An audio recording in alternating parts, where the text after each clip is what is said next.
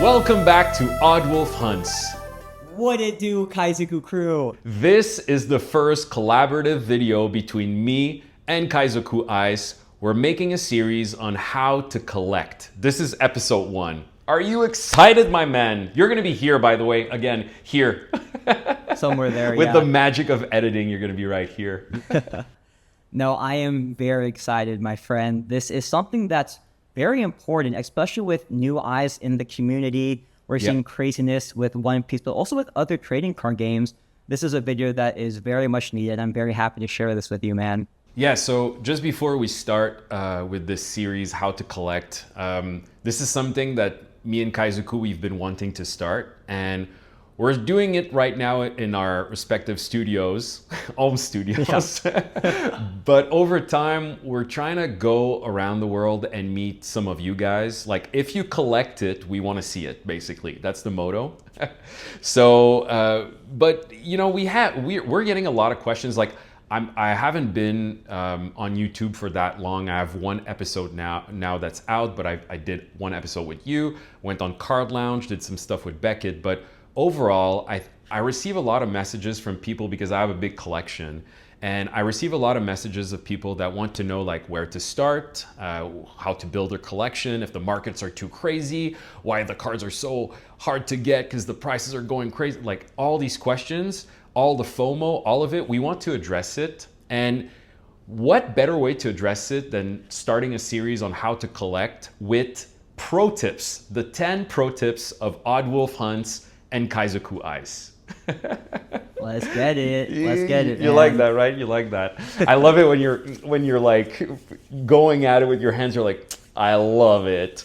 The pro tips are here to help you guys collect. They're not here to give you financial advice. Really important. Like, not financial advice. The way we want to approach this, never. But also, more importantly, like if you're watching this video to make money, leave now.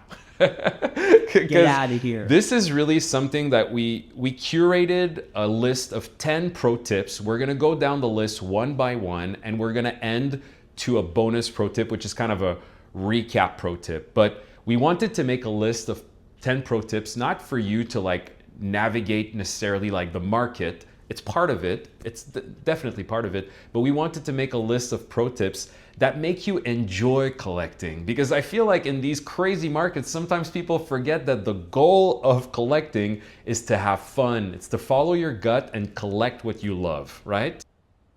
Exactly right. Because I've actually been getting a lot of message about Kaizoku Ice. I have so much fatigue currently in the market. I couldn't even get OP14, for example. Yeah. It was double MSRP. Yeah. And if you've already seen with EB03 coming out, $600, I mean, that is tough. And that pretty much sucks away the joy for a lot of people in their collecting journey. So we're here today, myself and Mr. Oddwolf, to talk about our 10 pro tips on how to navigate the market and how to collect. Exactly. And I think like a lot of people when they do these types of videos, and no shade on anyone talking about pro tips, but it comes down to collect what you love, which is what we just said. But I think like on the surface, collect what you love, it might be a little bit too general for some of you guys that are starting to collect. So we wanted to go into the nitty gritty. We want to take a deep dive into collecting. We're also gonna surprise ourselves because we're gonna showcase a lot of cards, but we haven't told each other what we're gonna be showcasing, which I think is really fun. So we're gonna try to, you know, I don't know how long this video is gonna be, but we're gonna go down the rabbit hole. I hope you have at least 45 minutes because we're going at it. But I love long form content. My channel it's probably going to specialize in long form content. So videos like this, you know, and the collaborative videos that I'm doing with Kaizoku Ice, the series How to Collect, they're probably going to be a little bit more like longer format videos. We shall see. But let's start this. Are you ready? I am ready, but can I kick us off with one secret collectible that I've been wanting to show, not just you, but to the entire people watching this? Because you guys know, I like to collect One Piece cards. That is primarily what I do on the YouTube. But you guys want to know what my first love was? It was actually shoes. And one very, very, like, just one of my favorite shoes ever. I'll show you first, Julian. is this shoe right Wow. here. This is a Jordan 11 Bread, and it's literally one of my favorite shoes ever. Iconic. And iconic sorry, shoe. what? Iconic shoe. Super iconic, right? And this is, we talked about collecting and the journey, and it's kind of, this might be a good segue into our first point is, number one, you can't collect everything. Exactly. Because for me, whether it's One Piece cards or for shoes, I initially, when I was a lot younger, I said, I want every Jordan out there because I want to be like Mike. I love basketball. But one, my parents wouldn't let me. But then two, it's impossible. You can't. And same thing with One Piece cards or Pokemon cards. It's borderline impossible to do that. Yeah, exactly. And I think, so we're starting off with this first pro tip. You cannot collect everything. This is like the base of collecting.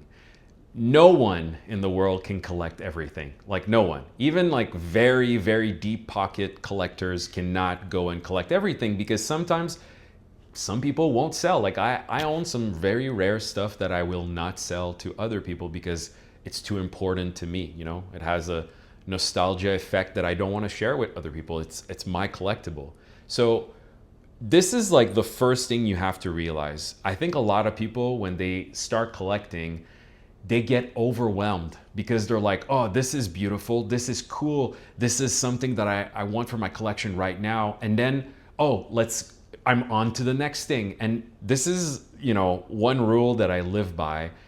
If I set myself some collecting goals, those goals, they precede every new goal. So I'm trying to push away the FOMO, which we'll discuss on point 2, but I'm really trying to stay focused on what I want. For example, I'll give you an example right now. I'll show some cards.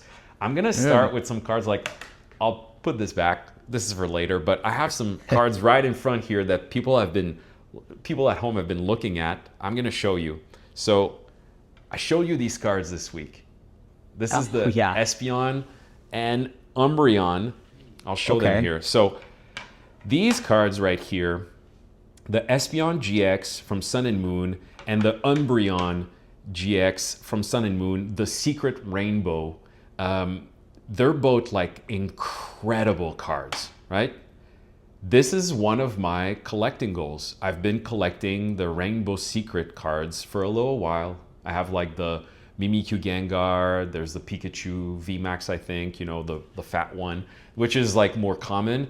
These ones here, they are extremely rare. Sun and Moon is actually from 2017. So in 2027, it's going to be the 10th year anniversary. And I told you about these cards, right? So I want to start with this. I think we can wrap it up for point 1 for the first pro tip with these cards with a little bit of a wink to the market. Like I want to make a little bit of a connection with the market because every pro tip, you'll see that there's always like a small connection to the market, whether you like it or not. For me, the market is not what drives me to buy something, but if you buy what you love, sometimes the market, it kind of works, right? It kind of works, and that's why you need to keep that in mind. Like these cards here, they are extremely rare. Because not a lot of people were into them, not a lot of people graded them, and these types of borders on the GX from Sun and Moon in the front, they are really, really difficult to grade. But I'm showcasing them right now on my phone, like everyone at home will see. These cards, like, they are beautiful. One thing that I don't like about Pokemon cards, because I'm a big Pokemon collector, but one thing that I don't like is sometimes I feel they'll cut some corners in terms of like foil and texture on cards, which is something in One Piece, right? One Piece like has incredible foils and details, and like the gold third anniversary SP with Luffy, or the Shanks, like the silver and gold Shanks. All these cards are beautiful. These cards, the Sun and Moon, Espeon and Umbreon, they're beautiful cards. They have great detail. Again, this was one of my collecting goals, but it took me a little bit of time to find these cards. And there's a couple that I don't have in my collection on the Secret Rainbow collection. I'm still hunting for a few, and it's okay. I can't collect everything. I won't be able to get everything right away, and that's the beauty of it, right? Do you have like some sort of a similar story with collecting, like something that I know you're looking for something right now.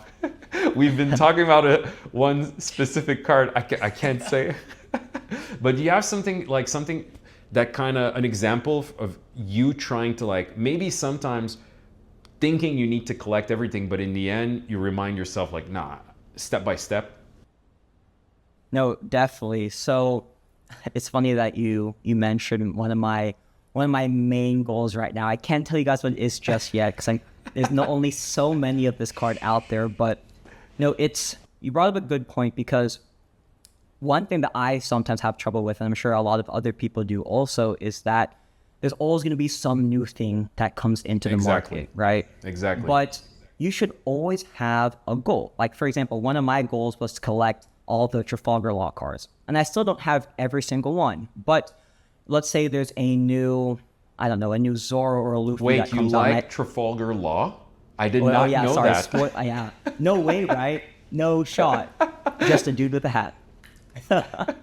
What is good, hunters? If you're watching this video right now, I appreciate you so much. If you could just take a few more seconds to go subscribe to my channel and turn on alerts, that would mean the world to me, and you'd officially be part of the Wolf Pack. So go subscribe right now. But yeah, so I want to collect every Trafalgar Law card. I don't have every single one just yet, but one thing that you've also helped me out with too is staying to my goals. Like, you know that I want every law card, but there's some other ones that might tempt me away from my goal, but you just have to stay the course, stick to your thesis, stick to what you really care for, and then that's what's going to ultimately get you to where you want to be. Exactly. And I think like you'll see that every pro tip, it kind of links to the fact that it's your collecting journey. You should have fun, and you should have collecting goals. I'm not really big in life on goals, to be honest. Like I told you about this, like when I talk about my job as a producer and DJ and all of the creative aspects of my life, I try not to set too many goals in life because I don't want to be disappointed, because sometimes if you set too many goals and you don't get there, you get disappointed, or if you get there then you're like, oh, is this it? So I try to set my intention towards something, but I do believe that in collecting, because it can be overwhelming, it is actually a good idea to have collecting goals. Because to me, but on the flip side, you need to accept that you might not be able to complete your collecting goals. And that's the beauty of it. It's like at some point in your life, you might just suddenly fall headfirst on the card you've been looking for. It might just appear in front of you. And I think that's something you need to realize. Like, your collecting goals, they are there to stay. Like, they're going to be there for the rest of your life. And when you complete one goal, you can set another one, or just, soak in the fact that you just completed one and surround yourself with it. And I think like maybe we jump into pro tip number 2, because I feel like we've touched a little bit of these aspects, but this is kind of catchy. Timing is everything. FOMO brings you nothing. So we were discussing this. No FOMO here. No FOMO. But we were discussing, I'm gonna let you talk a lot about this, because you're not giving people financial advice, but you are good with markets and everything that revolves around the value of cards. So I'll let you talk a little bit about this, but what we want to touch on this second point, we want to talk about the market, the fact that it's, whether we like it or not, it's there because it affects everyone because of your financial situation. Some people have more money than you, so it's indirectly going to affect your goals. And then we want to end this pro tip with patience. That's kind of where we're going to go. I'm going to talk about patience because I'm good at that. And then I'm good at telling our good friend Kaizoku Ice to be patient. But I'm going to let you start with the market. I want you to, you've been so influential in the past year or so with One Piece on YouTube. A lot of people watch you because sometimes, and I'm not saying it's the right thing, sometimes you at home, you feel like this guy is about to change your life financially when he's actually just a collector, right? Yes. Just emphasizing once again, not financial advice, never financial advice. We truly are here for our love of collecting and love of the cards, the art behind it, the history, the story. So yes, you're right. Timing is everything. And it's really interesting because one of the biggest questions that I've gotten recently is, hey, Kaizoku Ice, I have a lot of Pokemon cards or Yu-Gi-Oh cards, and I want to sell all of it to go into One Piece. And I understand that One Piece is the newest and hottest thing and everybody wants a piece of the pie.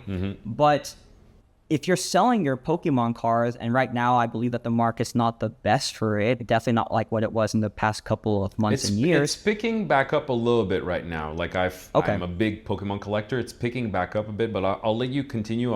I'll touch on that right after. Yeah.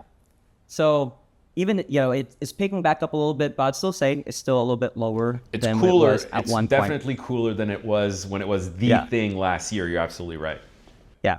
And I find it odd because people want to sell some of the grails that they've accumulated for the past couple of years, and they spend a lot of money to get those grails that, I would have thought they were near and dear to their heart, but then now they're just wanting to jump to One Piece because they think that, oh, I can make even more. But that's where timing truly is everything, because I don't understand why you'd want to sell low and then buy even higher in One Piece. And then there's also potential, for example, for One Piece. We know how crazy the market has been recently, but we don't know exactly what's going to happen the next month or year. I know me and Mr. Abulfi, we have great observation hockey, but it's not that great. So we like to say it only goes up and it's a great time to buy, but we truly don't know. And nobody really knows how that's going to go. So that's where, and I'll let you kind of take this part. And that's where you have to practice patience. Yes. Because that's truly the only way that you can navigate this market, because we are here, as you said earlier in the video, that we're here for a long time. We're not chasing the dollar signs. We're really just buying these cards. In fact, we don't ever want to sell some of these cards. I think the only time we might get rid of one of these is if we're trying to trade for another grail that we really want. So when you put it that way, timing, in fact, maybe there's no reason to worry about the timing aspect of things because we are here for the longest time. I think you're touching so many great points. And look, I started collecting One Piece early on. I just always loved the anime, loved the manga, just like you.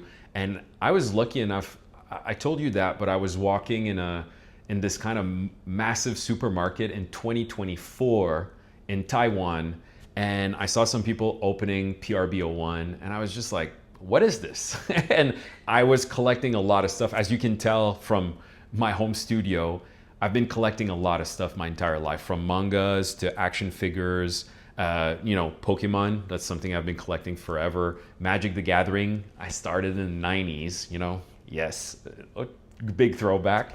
But to me, it's like, I was kind of lucky, like you said. I'll just say lucky, but also to me, it's if you're just collecting things because you're weary of your financial situation, you're like, I can afford this. I'm not, going in debt to buy stuff. You can try some things. And I tried some stuff with One Piece. I just decided that I loved the cards. I didn't know where it was going to go because it's not important. I took my financial situation into consideration. And that's what I mean by timing is everything. There's going to be moments in your life where you feel that your financial situation, your collecting goals, and what you love in collecting all merge into a specific moment. And for me, that was One Piece. I had the financial means to start collecting it a little bit more aggressively. I knew that I loved One Piece. It's just such a big IP, and I've always, loved everything Oda is doing. And then it was just this kind of lucky timing. I was in a supermarket in Taiwan. It made sense to open cards. I was buying Japanese cards in Taiwan, but it made sense for me to open these cards and just enjoy it. It just felt right. So that's what I mean by timing.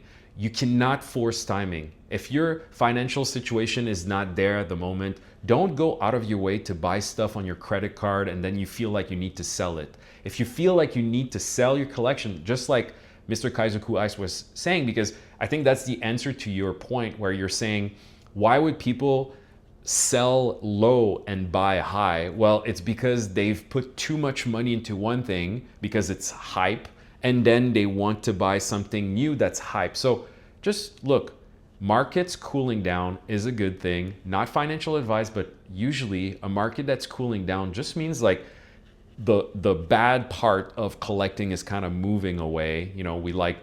People like to call that like Poke Bros, which I think is getting kind of old, but for the sake of this conversation, we're going to call them Poke Bros.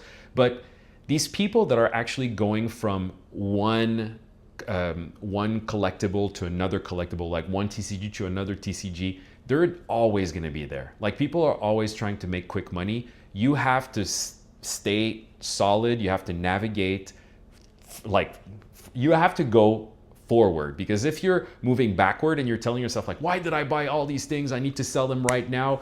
The prices are low. Obviously, you're going to end up making big mistakes. So just chill.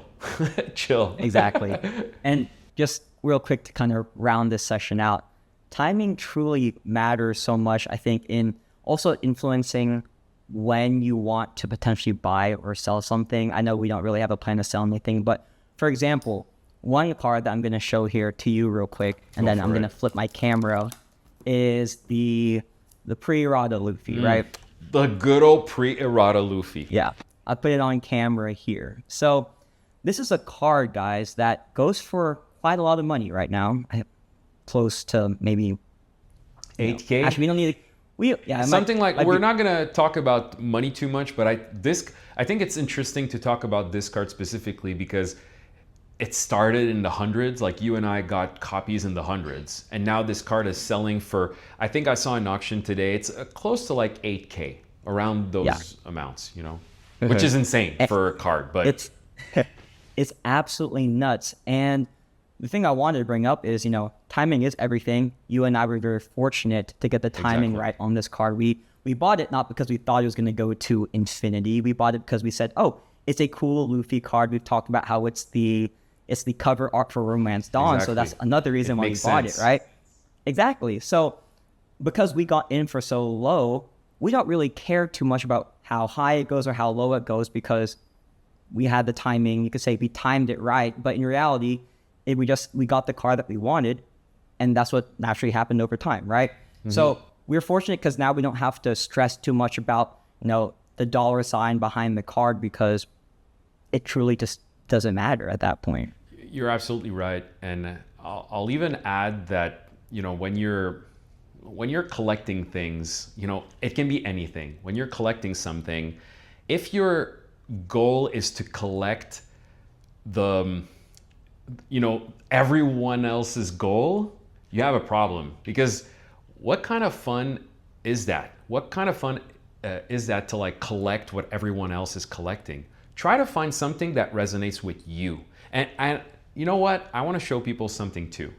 As you can see on this table, I have the Romance Dawn copy, first edition, the very first Japanese edition. I have a couple of cards, but I have a lot of cards right here, and I collect a little bit of everything. On my walls, you see movie posters. There's a bunch of them. I've been collecting them. They're original movie posters. I take really good care of them. I have a museum graded glass in front of them because I want to preserve them a little bit like what we do with grading, which we'll talk about really soon. But to me, it's the same as grading. I authenticate these, and they're pieces of history that are in my home, and I get to see them every day. But when I buy these movie posters, I'm looking at my financial situation. Can I afford them? But after that, it's just for my own, it's for my own personal growth and gain, the enjoyment of life. Because every day I see these beautiful posters, and I think about the fact that they were in cinemas back in the 60s, 70s, and people were walking in front of them. Those are movies that forged me. So it's very important to feel connected to what you're buying. Don't buy just to buy what people are buying, if that makes sense. So I want to show you something where I think I'm going a little bit against the current on this. Not a lot of people collect this because the playability is low, but I'm going to show you guys some Union Arena. Because I love buying trading cards. I'm going to show you a couple here first. Good old Gone. Nice. I have Illumi also. Hisoka. Don't worry, I'm gonna show you guys too. I need to show that because this is like in the moment. He doesn't know. Oh man, you have the full set. And that is amazing. I have the full set. So I'm gonna show you these cards one by one. I have Krollo right here. So I'm gonna start by saying, when I first saw these cards, I don't play Union Arena. I play a little bit of One Piece. I play a lot of Magic. I mostly collect Pokemon. I know how to play it, but I don't play it that much. I think it's the same for a lot of people. I'd say over 80% of people that collect Pokemon don't play the game. One Piece is different. Like I would love to have more people in Montreal, like where I live, where I could play with. But most of my friends, they play Magic, so that's what I end up playing. But I do think One Piece is a great game. But Union Arena, I think it's not the best game. I've tried it. I didn't fall in love with it. But I am a huge Hunter x Hunter fan. Like, I love Hunter x Hunter. And it's not Hunter x Hunter, it's Hunter x Hunter. But I just wanted to collect something from Hunter x Hunter. And these cards just like showed up on my eBay page one day, like early last year. And I was like, what are those? So these cards are the 2-star signature from Union Arena Hunter x Hunter. They're basically like the rarest cards.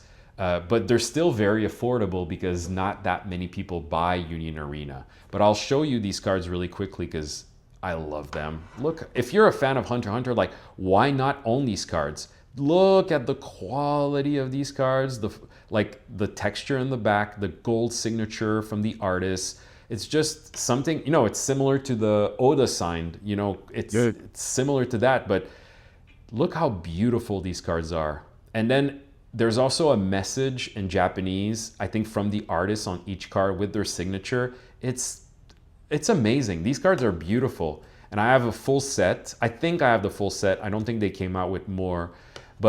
And Gone in white at the end, which I really love. And to me, these cards, a couple of people could tell me like, you're crazy. Why are you spending money on this? It's not worth anything. Or I know these are worth something because they're 2-star signatures, but I don't care if the game disappears. I just wanted to collect these because I think they're beautiful. Like, they are amazing. And this here and there, I'll just stop my day to just enjoy the quality of the art. Yeah, and you brought up a good point. Maybe people don't care too much for Hunter x Hunter Union Arena, but you could make the same argument, for example, with Dragon Ball recently. Dragon Ball's been popping off, but you saw, I think it's the Son Goku from the Manga Booster 1 was going for, I want to say maybe, we don't care about the numbers, but it was going for in the hundreds, but now it's in the thousands. But it's crazy. It's crazy. Those people just collected simply because they love Goku. That's it. And those are the people, from what you and I both know, those are the people that do well in collecting because they are truly in it because they just love the IP. They love how cool Goku is, and they love Luffy. They love Gon. They love Killua. That's what you guys have to focus on. Exactly. And I'm not buying these cards thinking like, because we both know right now, I think a lot of people go from like Pokemon to they're merging into One Piece, and they're like, what's the next thing? And that's always going to happen. People are going in and out of different trading TCGs because they want to make money in Magic. It's just, what's the next big thing? Like, don't think like that. Try to approach it more like, okay, what's the next big thing for me? Like, what do I want to collect?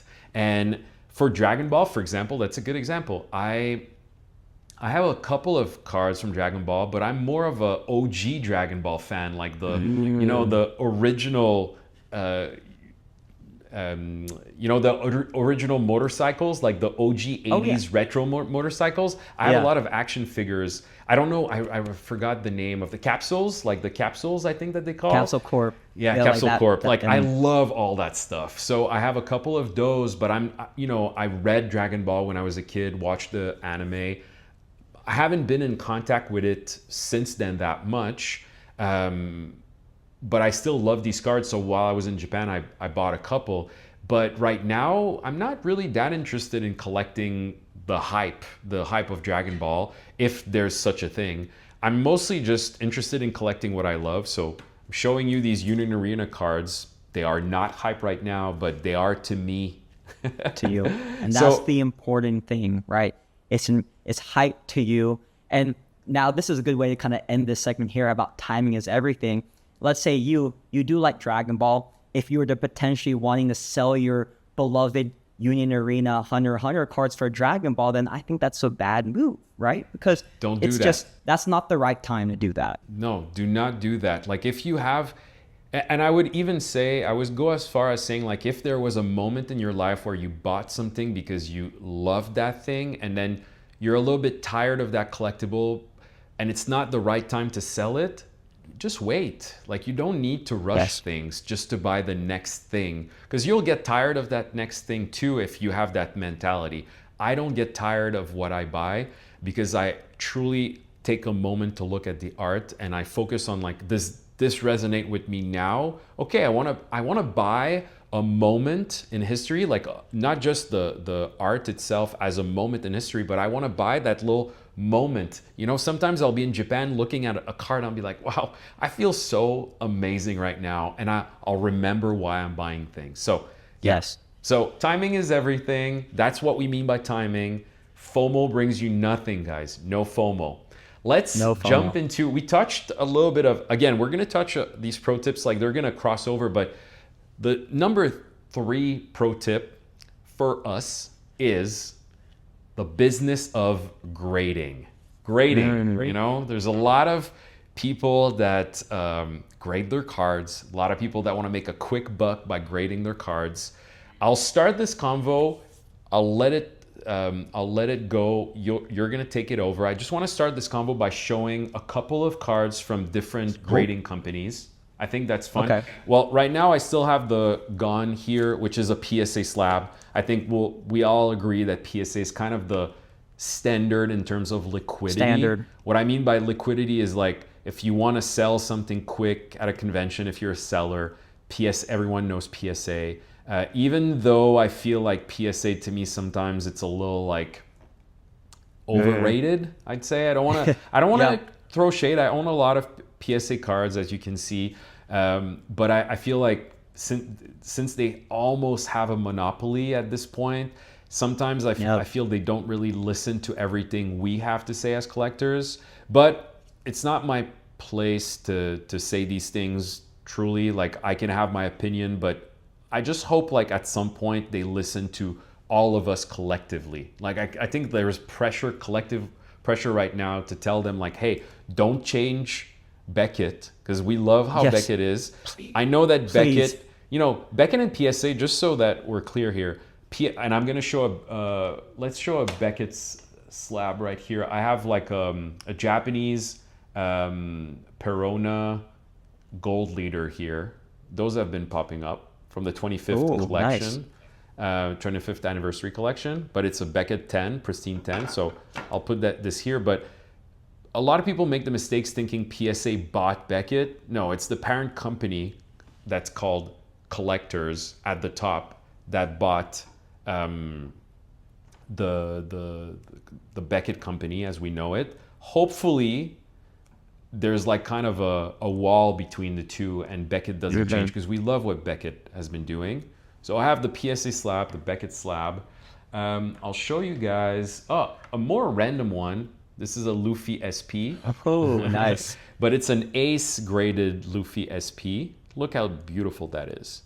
I actually love these slabs. You know, I know some people don't like the art at the top. By the way, I double checked, because you know how big I am. I'm against AI, generative AI. I really do think, like, if you're collecting art, you should not be, you should be focusing your energy on artists because they are part of of all of this. They're the focal point of collecting is collecting art. So don't use AI. But I double checked, and you can correct me if I'm wrong in the comments, but I think Ace grading, their top their top little drawings where the grade is, you know what I mean? They have like a little kind of custom drawing for their cards. Yeah. I think they have in-house artists that do them. Because I was like, when I double checked, because I didn't want these to be made by AI and then buy a card that actually like it's cardboard with AI cardboard at the top. I didn't want that. But we can talk a bit about AI afterwards. I'll just keep going for now. So we have Beckett, PSA, Ace grading. I'll bring in this Kuzan SP. Oh, CGC, nice. CGC Pristine 10. So I have the CGC Pristine, I'll push this up a little bit, but CGC Pristine 10 right here of Kuzan. Beautiful card, by the way. Beautiful, beautiful card. So I'll put this here. And then I have Tag. I have a Ninetales from Obsidian Flames. I love this card. Yeah, beautiful card. Nice. I'll just put it here. It's a Tag grading. I hope all of this will fit. Okay, Tag grading right here. And then the holy grail of the holy grail.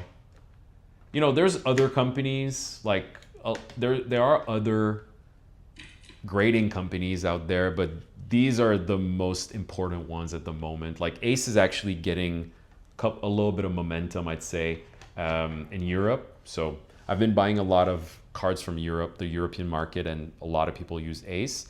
But these are kind of the big five, I'd say, but the big three are PSA, CGC, and Beckett. The other one, which is still Beckett, but it's the Beckett Black Label. Ooh. This is a grail, guys. This is a grail. This is one of my top grails, I'd say. I graded this card, by the way, which is insane. This is a black Chocobo, Black Label. And let's just a moment for the art and for the fact that this is like, I think a pop 4 or 5. It's one of the rarest cards from the Magic the Gathering Final Fantasy booster box. This is a Japanese, by the way, just as fun, I'm gonna give you a little bit of knowledge on this. This is a Japanese card, but the card was not made in English. There are other Chocobos in other colors, which there's a serialized version that's gold, which is the toughest one to get. This is the second toughest one to get. It's a Japanese one. Doesn't come in English for the Black Chocobo, but you can get the Japanese Black Chocobo in an English booster box, which I think is so fun. Oh. Yeah, it's a really fun thing they did, which I think is something One Piece should do at some point. Because to me, Japanese cards, they are especially with One Piece, because it's a Japanese manga. With Magic the Gathering, it was originally it was an English, well, it is an English company, right? Wizards of the Coast and all of that. So it makes more sense to have those cards in English. But in a way, One Piece, Japanese cards, I love collecting.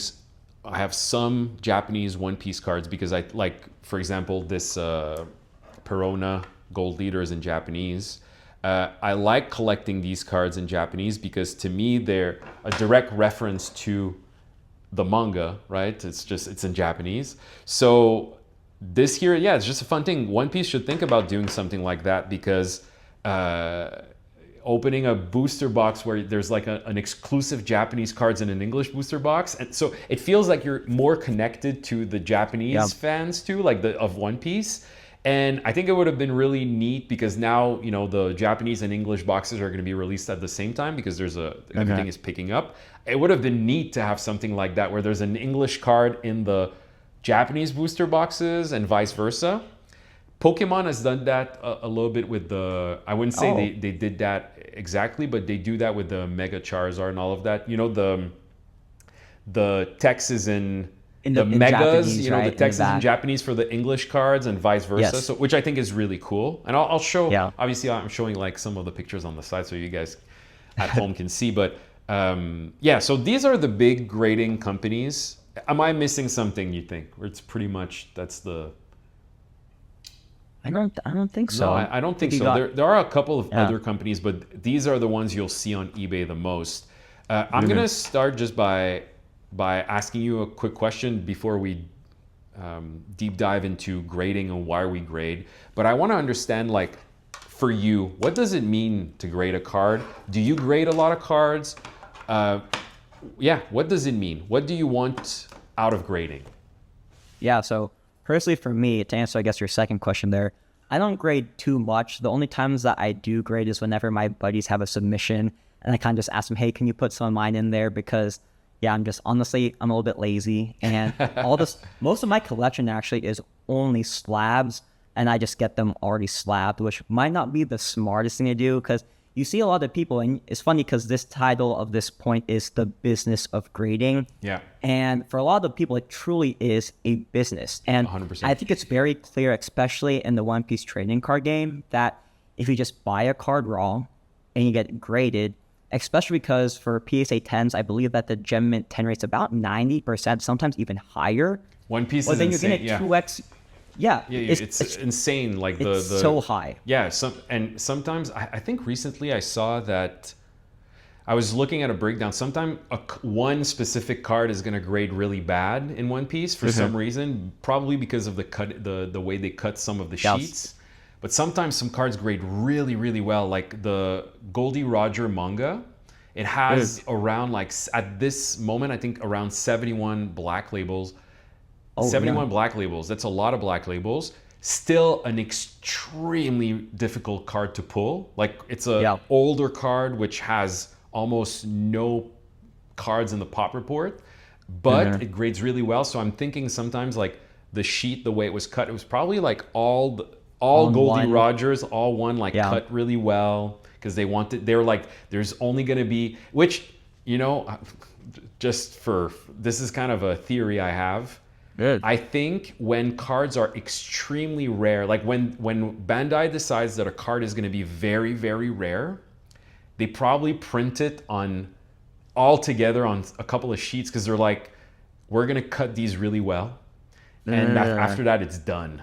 But that's just a theory. Like, there might be nothing there. But to me, I feel like there's probably just almost no Goldie Rogers, but they grade really well. No, I actually love that conspiracy theory. I do believe that because I want to say, because I've been tracking some of the black label counts for, in particular, for the Roger and the Red Manga Luffy. Yeah. And the Red Manga Luffy, actually, I think there's only 2 in a black label as of today. I think so far. But the Roger, I want to say there was like an increase by 1 almost every single day for the past week. I want to say last week might have been in the, like, maybe 6, 7, around that kind of price, or around that number. Oh my god! See, I had to add it in there. That was actually unintentional, but that's just how my beautiful mind works. Sometimes I apologize, but I think now, you said it's 71. 71 from one, because I own a black label Goldie Roger, and I think the pop report is as 7. Is that your first time saying it? Do people know that? I don't think you posted that yet, have you? Did I post it? Keep it. I don't think you have. Secret. I'm lying. If you're still I'm watching, lying, guys. you know I'm lying. Yeah. Again, everything that me and Kaizoku own, like, I have not been buying One Piece. I'll tell you about what I'm buying at the moment after Kaizoku is done. Keep going, my man. No, all good. But I think I guess I'll go on, I think maybe your first point now about why do I prefer graded as opposed to maybe raw, for example, because that is a very common question that I'm asked a lot, because some people say, why would I not just collect all of them raw versus graded? And for me, it's very simple, and it might seem very silly, but I am always just like touching my cards, for example, right? And maybe I can switch the camera here, and I'll show you, for example, maybe a couple here. I'll show you these 2, and I'll explain why I'm showing you these 2. But for example, like you look at this card, this Miss All Sunday black label, I don't ever want to put my dirty, greasy hands on this card. That is almost a sin, right? Yep. And the same thing goes for this super secret special card here. I don't know if you guys can read it. It's signed by a very, very pretty cool guy, I might say. I'm not sure. I don't know Soga exactly King? what it says. Soga King? Is it Soga King? Yeah, it might be Soga King. I'm not sure.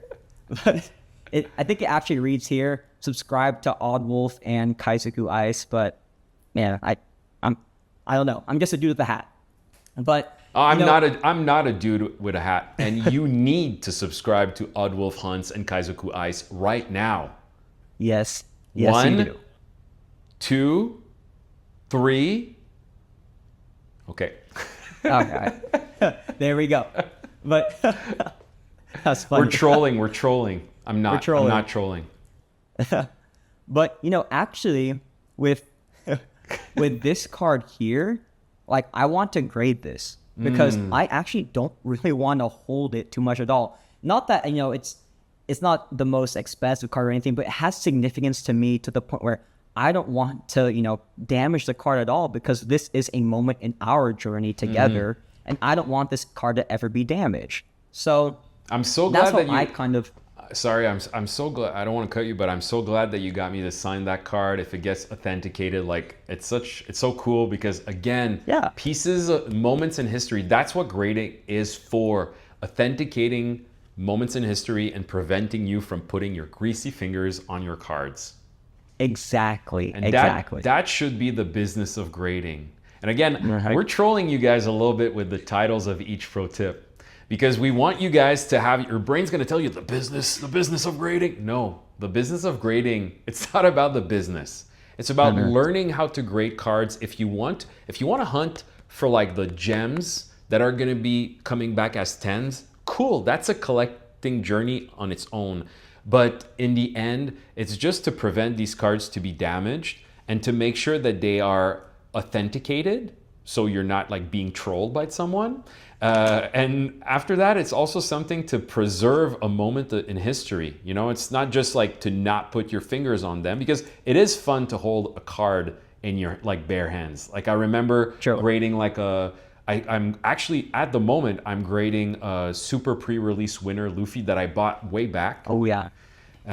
Because most of these cards that we have right now, I know we have some big grails here, but we bought those for not that much. But the raw cards, I do grade more than you. I grade a lot. 100%. But before I go into like how to grade and what you should look for into grading, I think you're 100% right with your approach. I think like preserving your cards, preserving moments that are dear to you, it fits with everything we've been saying so far. So I like that.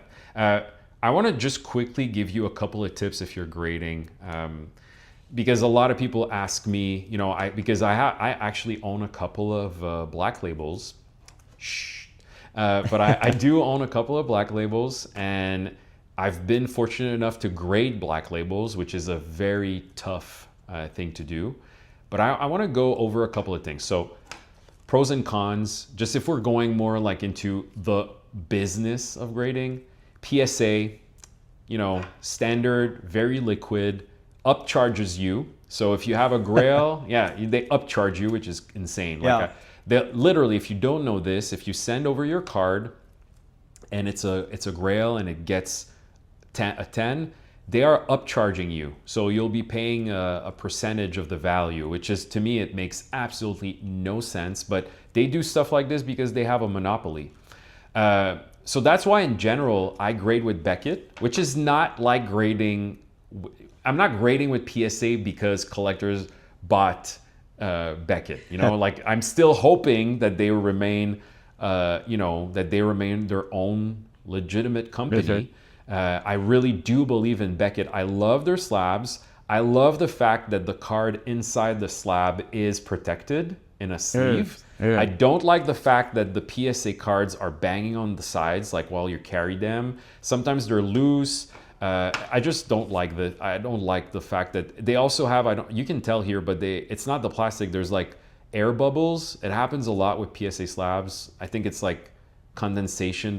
It's not going to damage the card, but it's just like inside the sealed plastic, the acrylic, which I don't really love. But I do love the Beckett slabs. They're sturdy. They're really nice. I think they highlight the card really well. I love the fact that the pristine 10 labels are gold. Like, it's really cool. Like, we're all hunting for that, you know, for the one piece. Then I'm gonna move to Ace, which is like a more kind of, I'd say, just before I head to, with PSA, long delays. With Beckett, it's starting to be long too, unfortunately. Much shorter delays with Ace, cheaper. I don't think there's upcharges. I haven't graded with Ace directly, but you'll see a lot of cards from European sellers because they grade their cards in Europe at Ace. I think it's a, if I'm not mistaken, I'll write the info. It's either, I think it's a UK-based company. Do you know? I don't know. I should have checked that before, but it's going to be written here. Sorry about that. But I think it's UK-based. And if I'm right, good on me. Good on me. Then we have CGC, which is part of the big tree with PSA and Beckett. This is a pristine 10. Honestly, it's supposed to be a black label. It is not a black label. Like, pristine 10 cards are not black labels. Like, it's very, I've cross-graded cards. Pristine 10 are like to me, PSA 10s. I think CGC, they used to have a perfect 10 and they changed it to pristine 10. The perfect 10s were really hard to get. Pristine 10, I like the labels, I like the slabs, but I think they need to be harder on the way they grade, and they need to change the Gem Mint 10 or the 9s and everything. They need to change the labels at the top, because aside from the pristine 10s, I don't like the labels. I think they don't look good. I don't like the colors. But I do think on a card like this one with Kuzan, with the black at the top and the gold, it's pretty sweet. And I do think most of the time, if you crack a CGC card open and you send it to PSA, you'll get a 10. But if you send it to Beckett, you might even not get a pristine 10. That's how hard it is to get a pristine 10, and extremely hard to get a black label. Then here I have Tag, which is AI grading. Again, you know, they have a Gem Mint 10, but they also have a pristine 10. This one here, the Ninetales from Obsidian Flames, is a Gem Mint 10, which is nice. You have your, one thing that I really love is you can scan your QR code and you get like all the information on why your card is graded the way it is graded, which I think is very transparent. I love that. It's probably even better than subgrades on Beckett. But the problem that I have with this is I tried to cross grade a lot of like pristine 10 tags, and they don't even grade Beckett 10s. So to me, it might not be there yet. No shade on Tag. I think sending a Gem Mint or pristine 10, Gem Mint 10, pristine 10 tag to PSA, you will probably get a 10. Probably even get a pristine 10 with CGC. I think they're getting there. I think Tag is a good alternative. There's no upcharge. The deadlines are really good to get your card back. They also send you like a little, I think they send you like a little package where you can put your cards in them, so they're protected, and they will sleeve your card inside this kind of like plastic, which is the opening. You know, the kind of the opening ceremony when you get your stuff back is really fun. So it's a good company, and I understand that they want to make a transparent slab, but I'm not a big fan of like the slab itself. I think it's like a little like flimsy. It's better than what it used to be, but I could crack it with my hands, which is something a lot of people.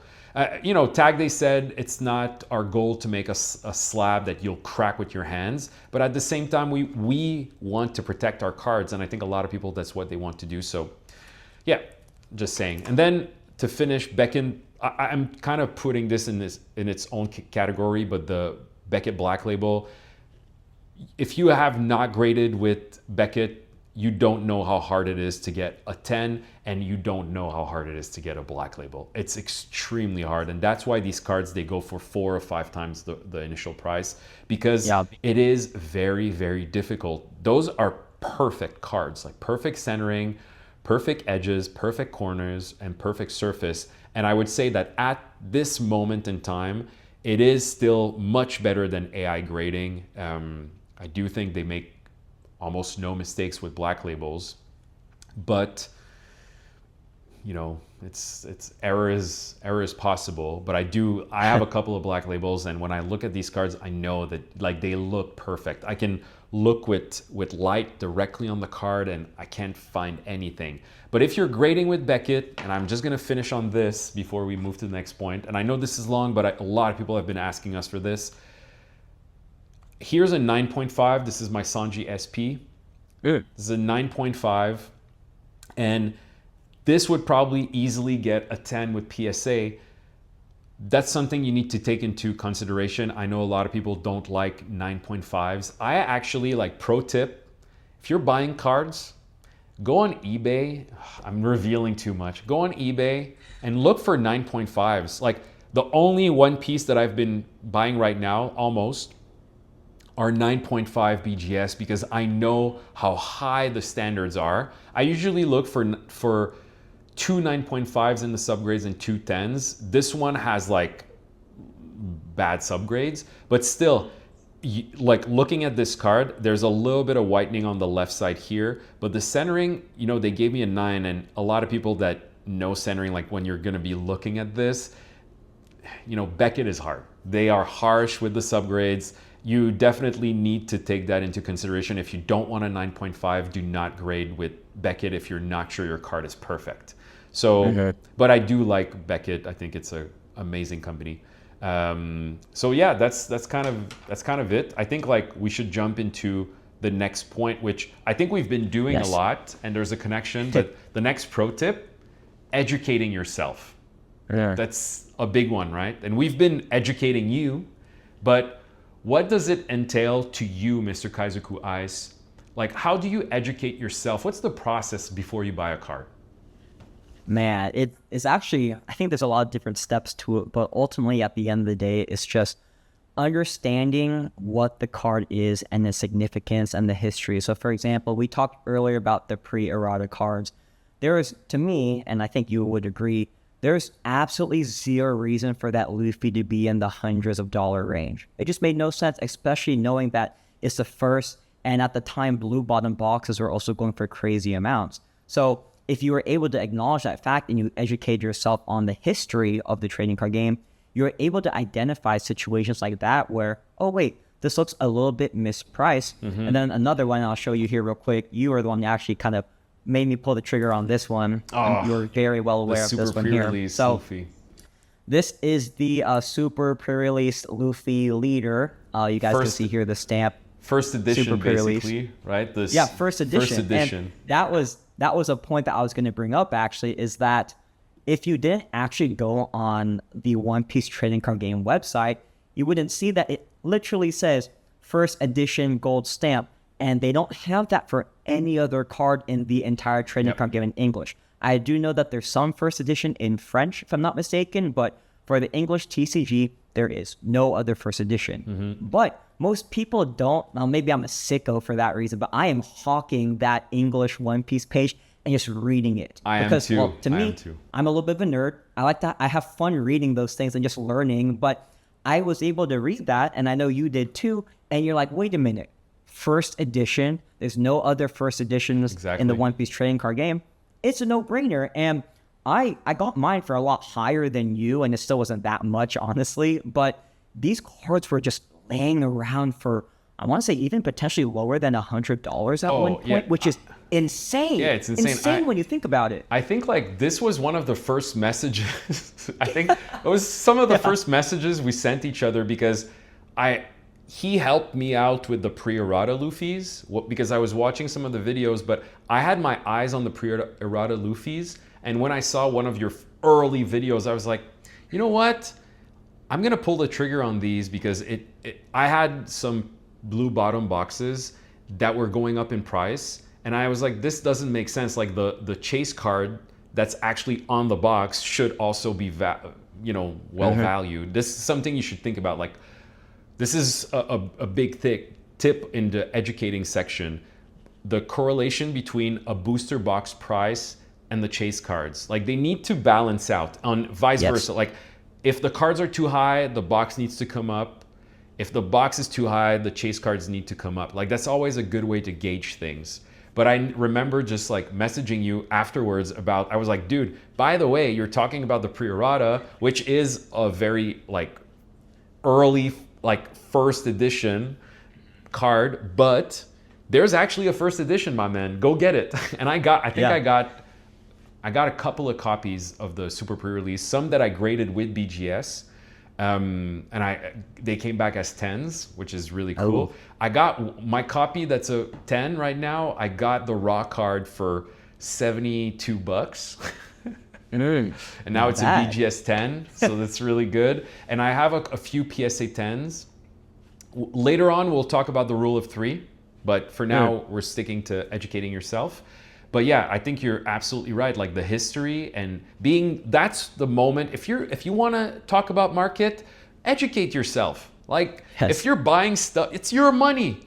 Don't spend it on stuff because you heard it from like one YouTuber or you saw one post. No, if you're unsure about buying something, like if you're looking at a card, you really like it and you're like, but does it justify the price? Educate yourself. Take some time to read online. The One Piece website, like Kaizoku said, it's a beautiful place to learn about the game, to learn about the events, the prizes that are coming out, if a card is first edition or not, like all of that stuff, like the pre-errata, because pre-erratas for other cards, there's alpha pre-erratas, there's like, there's multiple pre-erratas. You have to understand, like, are they in the blue bottom boxes or the white bottom boxes?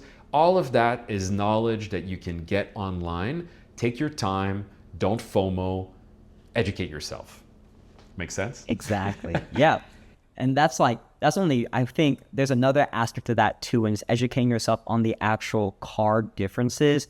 And this is something that I think is really important because, and you know this too, I don't have the event finalists versus the other ones, just the regular championship sample ones, but there are multiple versions of the same card in the One Piece trading card game.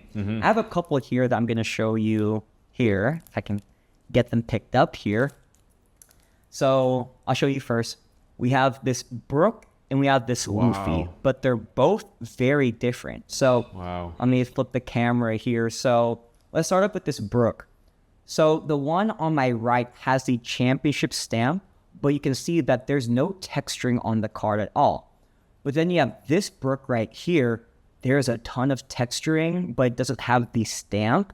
But to me, this stamped one goes for a lot more than this textured one, but I like the textured one a lot more. And I know that there's a debate on stamps and what stamps can do for the card's value, but to me, kind of like what we talked about in the rest of the video, I gravitate towards the card's art and the texture and the foiling, and this one right here has some of the most beautiful texturing on the card. It almost looks like a disco ball. I wish I could show you right now because I think you'd really appreciate it. We're gonna be together in like a month or so. I want to see that card in person. It looks beautiful.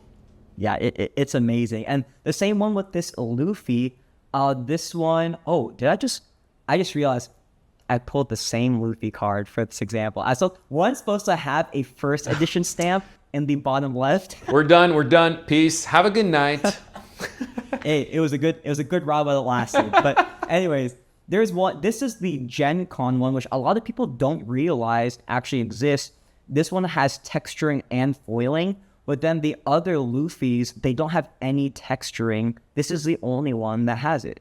Knowledge. This is knowledge, guys. This is what we're talking about. And you wouldn't even notice this unless you really locked in and educated yourself on those smaller details. And that's actually, I think that's where I kind of started my whole niche on finding some of these more underrated cards, because I just found it so enjoyable to lock in and just read about every card and look at the art for every card. And last one I want to show you here, this one you'll probably be able to see. This is Curly Dadan. If you know the mother. The foil is crazy. I love that. It's crazy. I need to show you this in person. You'll see it on the camera here. But this card is amazing. But what people don't even realize, and you probably didn't catch this, there's Kid, Ace, Luffy, and Sabo in the back of the card. And most people don't even realize that, but it's so cool. And you know me, I love anything Ace, Sabo, Luffy. So this is a grail to me, and it is only $2. Wow. Like, that is so cool and unique to me. And also even further too, and I am a-okay if anyone wants to join the hobby. This is a place for everybody, but I will say it might help a little bit if you know who these characters are, like with Dadan, for example, right? You know who she is because she's a mother of Aesop and Luffy, or I guess maybe Ace and Luffy in particular. But if you didn't know that, if you didn't watch, then you wouldn't know that, oh, there exists this card that has the three brothers on it. Well, then you kind of miss out at that point. Exactly. I think it's really important to educate yourself on like the story, the background, everything, and the artists and the history. I'm going to show you guys something. We're going to move from One Piece to Pokemon. I'm going to show you these two beautiful cards. This is the Pikachu stamp box and the Cramorant. Yeah, this is the Cramorant also stamp box. They came in the same box. Those are PSA 10s. They're beautiful cards. Some of you guys might have seen these online. They're very popular. They're pretty rare. Obviously with Pokemon, like promo cards are usually a little bit more printed than One Piece. But these cards, they're actually, I'm gonna show you right here, but these cards are actually filled with history. Because these cards, they were drawn by Arita himself, which is insane. It's so cool. If you don't know who Arita is, that's what I mean by educate yourself. Go and look at what he has drawn in the past, because he's drawn some of the, or maybe the biggest grail. But Arita drew these, but this one here, it's actually like, and I don't know if you knew this, but this is actually taken from a very famous 17th century art called Beauty Looking Back. You can go see this at the National Museum in Japan. I actually saw the Beauty Looking Back, the original one, which is so cool that like from the 17th century up until now, we have artists that are, they're kind of focusing their energy on remembering the past, which is what art collecting is. It's remembering and authenticating and conserving the past. So I really love this. And for Cramorant, this one, it's called Wild Geese Flying Under the Full Moon, which is also an older Japanese painting. I'll put both of them right here, but this beautiful card. And what I like about the stamp box style that Arita did on the card, I don't know if you can see, but it has like an old school kind of old book texture to it. It's like you can see the texture is as if this card was already like very old and had aged really well, and it gave this kind of like grayish pattern on the card. This is what I mean about educating yourself. I remember I went to see Beauty Looking Back in Japan at the National Museum before I bought the Pikachu stamp box card. But I remember going from the museum to Sneaker Dunk in Akihabara to buy the card, because I was like, and this card was cheap back then, and I went from the museum to see the card, and I was like, I'm buying this. This is just so cool, you know? And quick shout out to Sneaker Dunk, because they have some great stuff in Akihabara. That's the place. If you guys haven't been before, you gotta go. You have to. And a lot of people will say that like Sneaker Dunk, it's like one of the major shops right when you get out of the subway. Some people were gonna say like the prices are high, blah, blah, but they have tax-free and they have a really good team, and they also have like multiple copies of everything. And if you're like me and you want like the best copy possible, because maybe sometimes you cross grade with Beckett and stuff like that, Sneaker Dunk, they're not like sponsoring this. I just love going there. I love the people there. The seller there, maybe it's because I spent too much money there last time, but he remembered me when I was there last time, which was really, my girlfriend was like, what? Why is this guy remembering you? Like 4 months later, I'm like, yeah, maybe I spent a little bit too much last time. But again, it's just to each their own. So yeah, anyways, educate yourself. Make sure that you learn about the cards before you buy the cards. Learn about the artists. Learn about like the baggage, the history baggage behind the card. What is driving this? What is driving the creative journey of the artist making this? Just go down the rabbit hole. That's what collectibles are for. So I think like we've done everything Yeah. that we could to tell people to educate themselves. If they don't want to, then We tried. we tried. And we're gonna move into point 5, which is, this is a pro tip that comes from me. It's something I've seen online. It's something that I've been putting like actively into my life. It's called dopamine menu, like creating a dopamine menu. I'm gonna explain this, but talking about dopamine, I mean, I know you love dancing and I love dancing. I know, you guys thought we were about to dance, but me and Mr. Kaizoku Ice, we don't dance, never, but we need your help. Could you just take a few seconds of your time to go turn on alerts and subscribe to both of our channels? It means the world to us, and we're about to bring you some amazing content this year. So right now, go subscribe. We love you guys. And again, we don't dance, never.